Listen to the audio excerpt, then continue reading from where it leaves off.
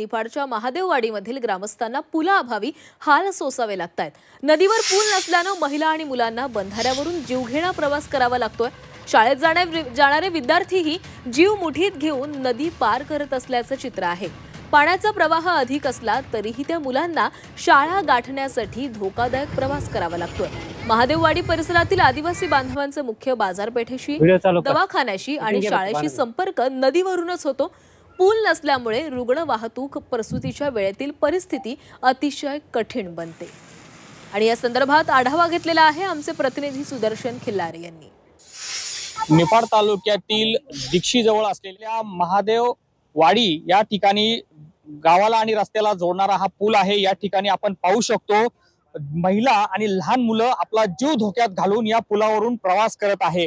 गेल्या अनेक दिवसांपासूनची मागणी आहे या ठिकाणी पूल व्हावा, मात्र या ठिकाणी पूल नसल्यामुळे पावसाळ्याच्या दिवसांमध्ये या महिलांना व आपण पाहू शकतो या बालकांना जीव मुठीत घालून, जीव धोक्यात घालून हा प्रवास करावा लागत आहे।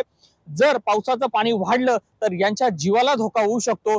याकडे प्रशासनानं तात्काळ लक्ष देण्याची गरज आता निर्माण झालेली आहे आणि याची दखल कुठेतरी प्रशासनानं घ्यावी ही मागणी या भागातील नागरिक करत आहेत। आता या नंतर प्रशासन याची दखल घेऊन या ठिकाणी पुलाची निर्मिती करतं का हे पाहावं लागणार आहे। सुदर्शन खिल्लारे, झी मीडिया, निफाड, नाशिक।